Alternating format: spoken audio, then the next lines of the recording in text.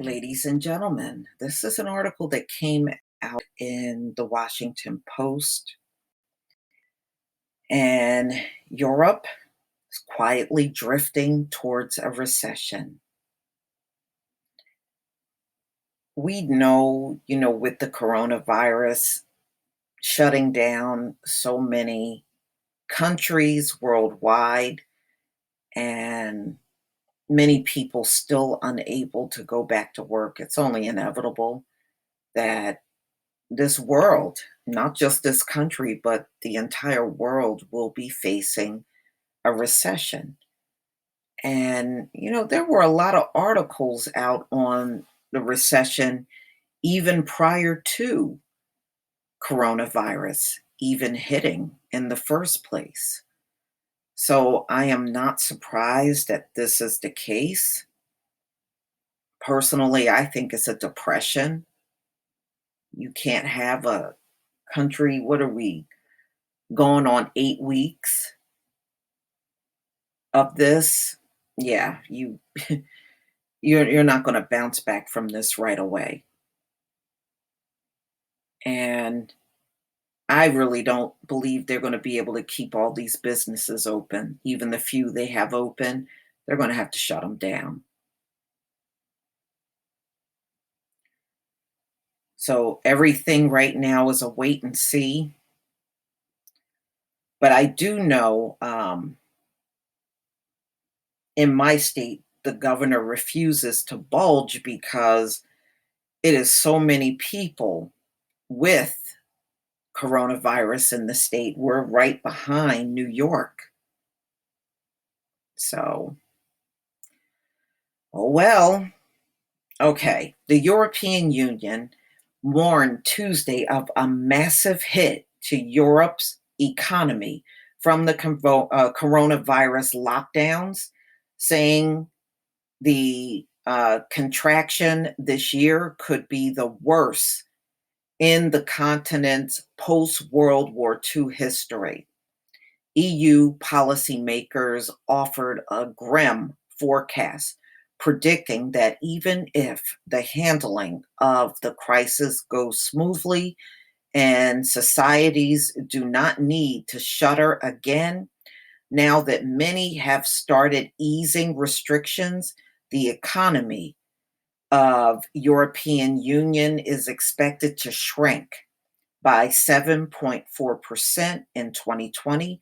By comparison, the Europeans' economy declined by just 4.4% in 2009, the worst year of the global financial crisis. The forecast made clear that the pandemic has obliterated Europe's slow recovery from that crisis. After a partial bounce back next year, the bloc's economy will still be 3% below the previous forecast level by the end of 2021. It is now quite clear that the EU has entered the deepest economic recession in its history.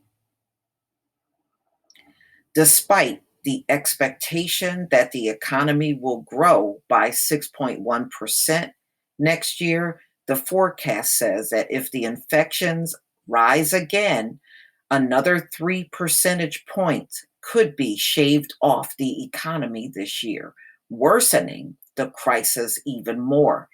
If EU countries fail to coordinate their economic response, deep divides have emerged among EU members about how to fight the crisis.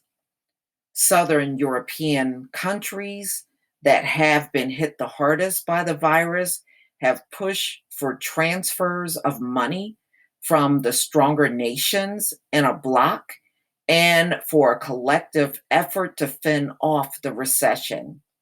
Northern countries include the Netherlands and Germany are more skeptical. The projections also made clear that the economic consequences of the pandemic will be unequally spread across Europe.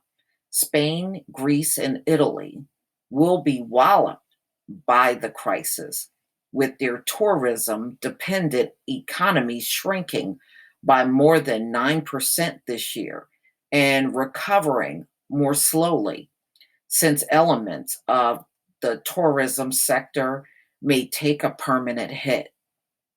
France would also take a blow with a decline of 8.2%, while Germany would be relatively better off, shrinking 6.5%.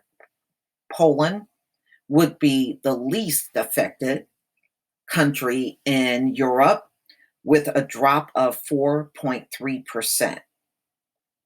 The unequal blow may take a coordinated response, more difficult among EU nations, with some countries feeling the crisis more keenly than others. The bloc was also somewhat hamstrung in 2008 and especially during the euro crisis that started 2 years later when Greece needed multiple bailouts to keep afloat. Yeah, I remember that. Unlike the United States, which can print and borrow an almost unlimited amount of money to finance its goals, countries that use the euro are more limited in their responses because they share control over the European Central Bank instead of directing monetary policies on a national level. EU unemployment is expected to rise from 6.7% in 2019 to 9% this year. Although that is a major blow, the United States faces an even heavier one. Analysts estimate that the United States unemployment rate has already more than doubled, topping 10%. The difference in Europe is that most governments have chosen to subsidize private salaries to avoid layoff. Those decisions, although costly, could help hold the economy in place if the crisis ease relatively quickly. So they are expecting a recession, and so am I. How do you turn this around after nearly 8 weeks of your economy being shut down?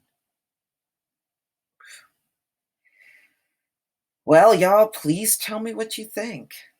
Please leave your comment and subscribe. Don't forget to hit on the notification bell, and I'll see you on the next video. Peace, family.